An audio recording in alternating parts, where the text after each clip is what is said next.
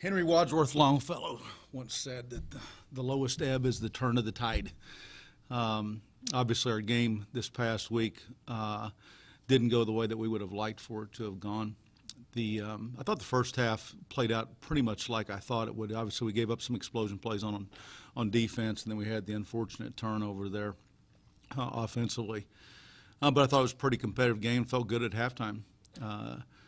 Obviously they had the ball first and scored relatively easily right off the bat. We went 3 and out on offense. They scored again, which all of a sudden made a 24-point deficit, and then you were really out of anything there in the half in terms of your game plan. And for us right now, from an offensive perspective, with the receivers that we're playing with, that's a significant amount of pressure to kind of put on that group.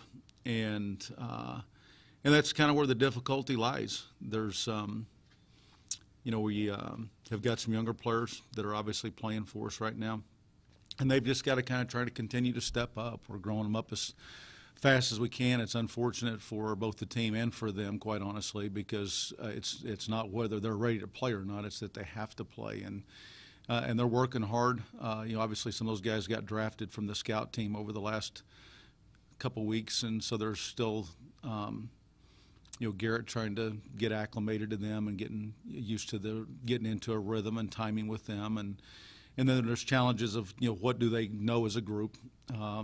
Obviously functionally not necessarily in great playing shape either in relation to what they're having to experience right now in terms of full game type of mode, and that makes it a little bit more difficult on them. And then certainly the opposing defenses, they're not cooperating. They're certainly in recognition of the fact that we're a little younger at those positions, and so they're challenging us a little bit more with scheme and some of the things that maybe they haven't shown prior to playing us. They're making it a little bit more interesting along those lines. And so we're going to try to adapt and change a little bit. One of the things that I think is pretty significant in all this is I'm going to give up play calling for this week anyway, and we'll see kind of how it goes moving forward, just because of the fact that I do want to be participatory in what kind of goes on from a defensive perspective. And one of the challenges that we're facing right now with the young receivers is that whatever you're going to try to run that next series, they need to kind of know, and we need to kind of draw it up for them and talk them through some of those things. And that's difficult, obviously, whenever you've switched over for the offensive coaches to be able to address some of those things with that receiver group. And while they handled some of those things this past week in the first half, whenever I would make some calls, there were some time periods, quite honestly, where they didn't handle it quite as well, and that's not fair to them.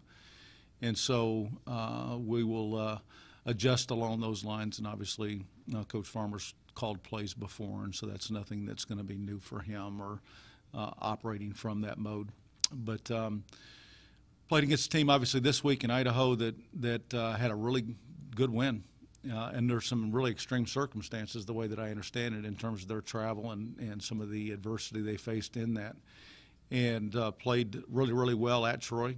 And so obviously they're coming off having some momentum. And so what we've got to do is, we've got to go out this week and practice hard, which the players are still doing, and recognize, how we need to play the game this week. It's obviously a different environment in relation to kind of going up to playing indoors, and I think especially for the skilled players and those guys that are punt returners and kick returners, and kind of dealing with, the lights and, the goalposts hanging off the roof and some of those other kinds of things that they may have never seen before. We certainly have a number of younger players that will be on their first travel experience, so it's kind of like a first game to some degree in relation to them kind of going through a bunch of new experiences. But we're excited about, that's the great thing about football is, again, you have that opportunity to kind of go back out and clear away any of the demons and get back to work and get back to have an opportunity to play a game. And we're excited about that. Questions? On that note, you hear a lot about teams really coming together and bonding as a group on the road, and especially now with 3 road games in a row. Do you think that could be a chance for you guys to do that, or could that be, tough for a young team? Well, I think we do have a close team, and I think this group cares deeply about each other, and obviously some of the younger players that are having to play for us right now maybe don't have that time within it, and so again, for some of them it's going to be a little bit of a unique experience. But we've played so many games on the road here that quite honestly sometimes I think we're more comfortable on the road than we are at home, just because of the simple fact that we've done it more than we've played at home. And so I think our players will handle all of that well and are kind of used to, somewhat acclimated to all that. Coach, you've done this a long time. You've experienced your fair share of injuries, but have you ever seen a position ravaged with injuries like you've had the wide receiver position this year? Yeah, I haven't. I have been doing this a while. You're right.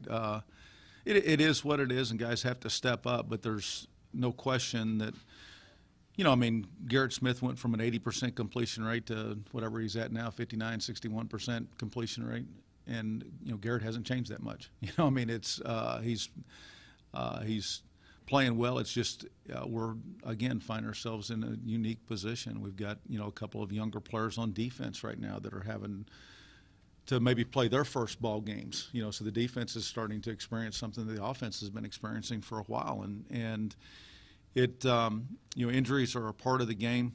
We certainly have not caught an awful lot of breaks this year. Obviously our schedule is somewhat, I think, going into the season, we all knew that it was front-loaded in relation to that, and I think that some of this is in conjunction with that a lot of our older players have to play an awful lot of snaps against the people that we've played in relation to maybe, Appalachian State's schedule, for instance, which allows for, a little bit of success and a little bit of opportunity to get those older players off the field and allow some of the younger players to play in kind of the right mode where you have an opportunity to get them quality snaps and but not maybe some of the pressure snaps, and allow them to kind of gain some confidence in it rather than what we're kind of dealing with. But it is kind of what it is, and it has been with the injuries, with the early schedule, with Daniel's death, this team's faced an awful lot of adversity, and I'm really proud of them. I told them the other day on Sunday, one of the toughest things I think for a football team to do, and this is part of why we do it, and there's the elation of it also, is whenever you win a game is to go over to your band and your student section and to enjoy that opportunity, that elation again that kind of comes along with having success. But then you got to face the music too, the same way when you lose, and that's part of kind of growing up, in my opinion. That's part of being kind of a grown man, is just kind of sometimes you got to stand there and take it and be accountable, and hopefully that drives you and moves you forward. And after the ball game, on Sunday when we went over there, there weren't a lot of there wasn't a lot of heads down. There were a lot of kind of heads up and kind of owning some of this, and that's part of the tide turning, is being accountable. And that's not just for players, that's for coaches, that's for fans, that's for everybody's plugged in. As I said, my very first day here on the job, it's the administration, it's the fans, it's the players, it's the team. Everybody's plugged into success, and so we all have to be kind of held accountable along those lines, and we did that on Sunday, which I was really pleased with.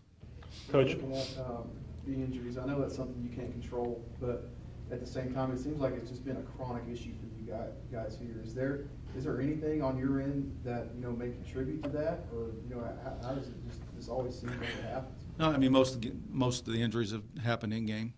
Some of that again is a function of, I think, some of their playing guys maybe too much too early.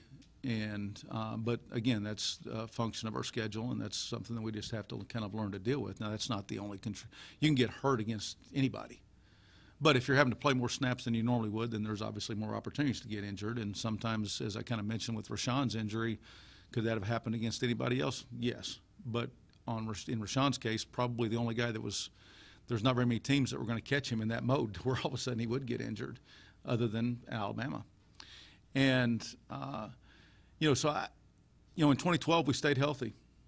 That was one of the great things about 2012, was we were able to stay healthy. And as I've kind of said multiple times, and I'll be repetitive, I guess, but I've said it every year since I've been here, if you're healthy and you're mature, then you tend to win. and we're not as healthy, and so quite honestly now we're not quite as mature, and so we just kind of got to grow through it. And again, it's football doesn't build your character; it exposes your character.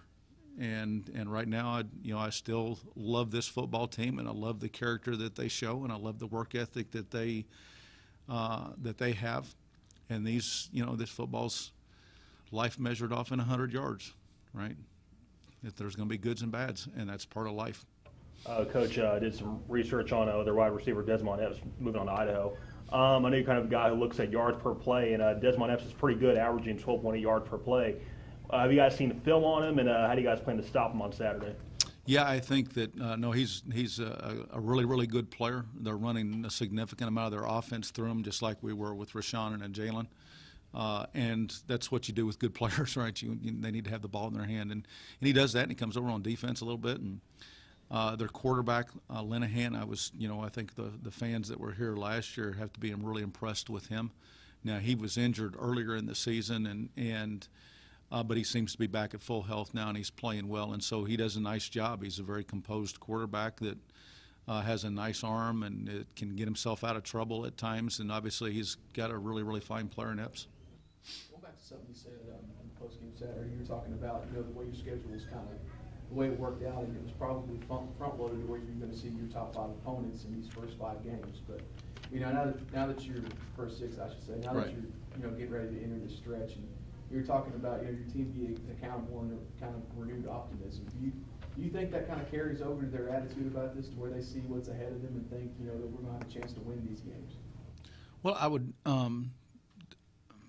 It would be naive of me not to believe that the players haven't looked forward just a little bit, as much as I don't want them to.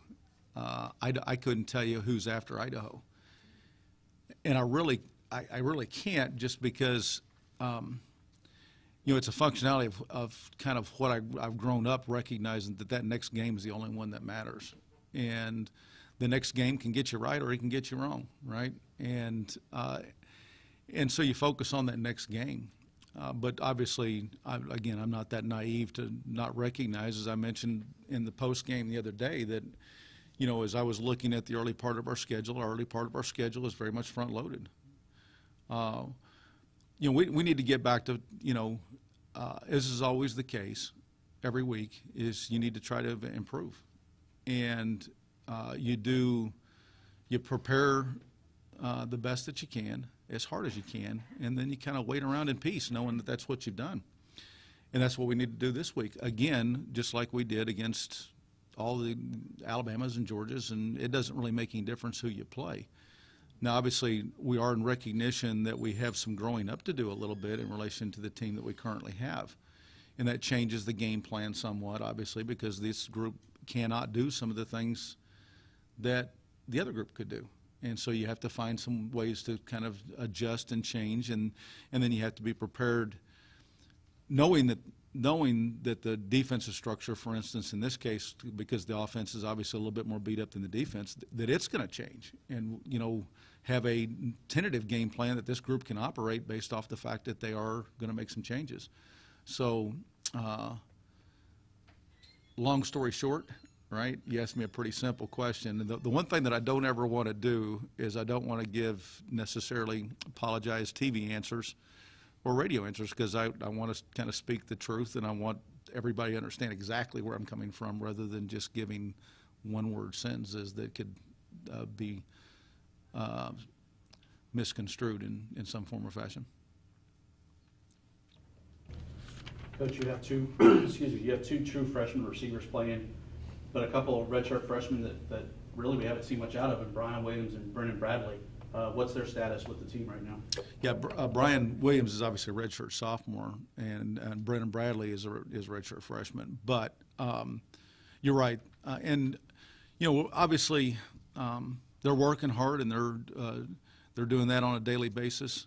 And we're all battling for consistent performances, and in relation to kind of those players. We're always going to try to put the best players on the field, and that sometimes means that a true freshman is better suited at that point in time to play. Sometimes that means an older player is. The best players are going to play, because obviously this is our livelihood, and along with our our players deserved. Obviously, the other players that are around them deserve to have the best out there. And right now, we're playing the best that we think that we have based off performance in practice and what we've seen over a period of time. Mentioned some of the, you don't get to play in a dome every day, and this is Right. really not the traditional dome as well. Excuse Just, me. you kind of alluded to just some of the difficulties of playing in the Kibbe Dome. Yeah, I've been up there and I've played in, the Carrier Dome, and I've played in several domes over the period of time. Some of our players obviously were a part of us going to Tulane and playing down there. Now, the Kibbe Dome is not obviously the Superdome, and one of the things that I think that again, some of the uniqueness is the lights are a little bit lower than what they're kind of used to, and than what they even saw obviously there, obviously at the Superdome. And so it's a little smaller environment. It does handle the noise in the sense that it's got that metal roof, and so there's a little reverberation that kind of comes off of that whenever it gets loud. And so we'll have to kind of deal with some of those issues potentially. Normally, it used to be the norm to go to opposing stadiums the day before the game. Almost everybody in college football has kind of gotten away from that now, and that way they can get a normal Friday practice in rather than a different type of practice that you would do whenever you know that there might be some eyes watching you. And but this week we are going to go because the uniqueness of the venue is we are going to go there and kind of get a little bit more acclimated to catching the ball in the lights and punting and kicking and the punt returners, kick returners, getting a feel for that because obviously this is a unique environment. Now, I've talked to a couple of other head coaches in the conference at media days, just shooting the breeze. They all kind of felt that that the Kibbe Dome is they kind of have an underrated home field advantage up there with, like you said, the way the noise reverberates, and there are some people that've had their struggles but still get into it up there. Would you agree with that, Sam? Well, I think that it's the players heard me say this multiple times. It's mind over matter. If you don't mind, it don't matter.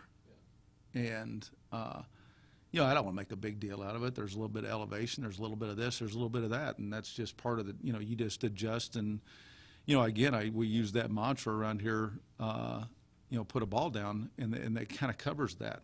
It doesn't make any difference where you play or who you play. The football players are going to show up when it's game time. You put a ball down, they're going to show up, and that's kind of what I expect our team to do, regardless of all the other peripheral opponents.